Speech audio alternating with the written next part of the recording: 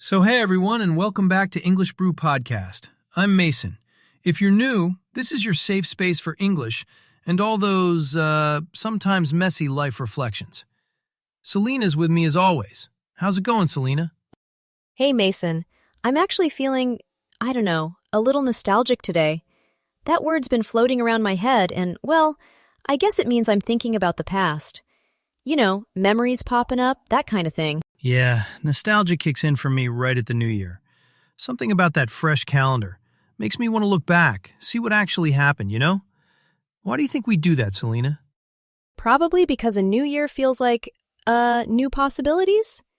But also a time to reflect. It's natural to think, wow, another year's gone, what did I do? Like, last January seems like it was yesterday, and also 5 years ago at the same time. I get that. For me, it feels like the year vanished. January snapped by and suddenly I'm here. But when I break it down, there's all these moments. I'm thinking about that family dinner we had last New Year's Day. Sitting around, big meal, warm house. Feels like a blink ago. I totally relate. Some months absolutely drag, though. For me, February felt endless. It was cold, all gray, rainy. I remember barely leaving the house, just like counting down the days till something exciting happened again. But come summer, that went by in like 2 seconds. Beach days, trying out some hiking with friends. I crammed in as much fun as possible, and poof, it was gone.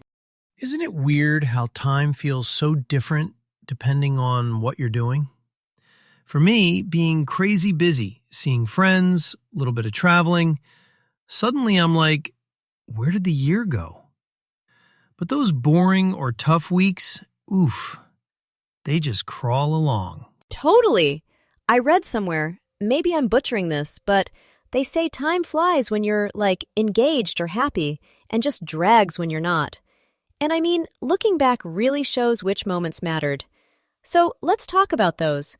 Not just the busy stuff, but what stuck with us. Yeah, and since this is an English podcast, I gotta bring up grammar. So last year I caught myself thinking in the past simple all the time. Like, I traveled, I worked, I played. That tense is great for talking about finished things, right? It so is. But sometimes I get tripped up choosing between past simple and present perfect. Like, I hiked that mountain last summer versus I have hiked that mountain before. Past simple's done. Over. Present perfect's all about experience that connects to now. By the way, I finally hiked that big trail I'd been nervous about forever, and I honestly think I've grown from it. Ooh, nice. See, for me, a big thing last year was starting guitar. Past simple. I started playing guitar. Present perfect. I have learned 3 songs. It's kind of fun seeing how language ties into our real stuff, you know? Like, the grammar's literally the story of our lives. Could be, I visited my cousin in Canada last year, or I have visited Canada several times. Subtle difference, but it matters. Right. And both are practicing, like, a different type of memory or lesson. So, I started painting too, another past simple. But I have definitely learned more about myself by trying new things. Present perfect for sure. My question is, when did you feel the difference most between using those 2 tenses? Man, honestly, every time I look back and realize something changed for good. Like, I tried yoga last year. But then I go, I have continued practicing yoga and it's still part of me now. That present perfect feels more active, I guess. Totally. And, listeners, maybe you can think about your examples, because the stories that stick with you, they're the ones you bring forward with those grammar tools, right? Let's dig into the takeaways. I think reflecting on the whole year, the biggest lesson for me is, honestly, that rest is productive.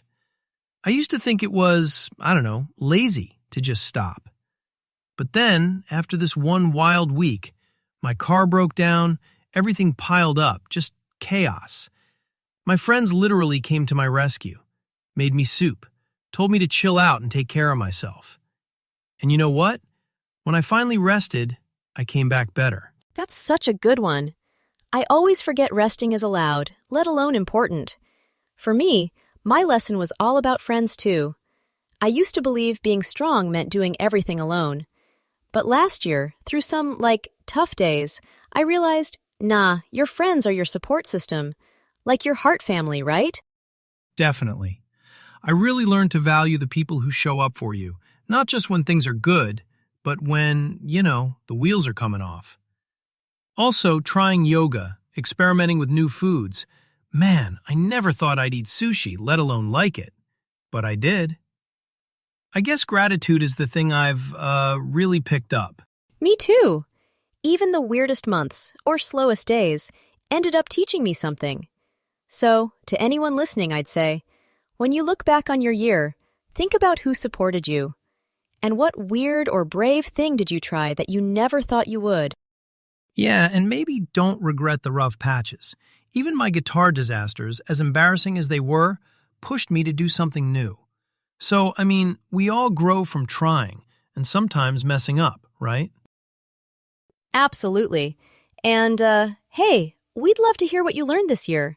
Drop it in the comments. Use your English, past simple or present perfect, whichever fits. It'll be awesome to see what stuck with people. We're wrapping up here, but this is definitely not our last reflection. There's always a new lesson around the corner, right? Selena, thanks for chatting through all the real stuff. Thanks, Mason. Always a good conversation. And thanks to everyone listening.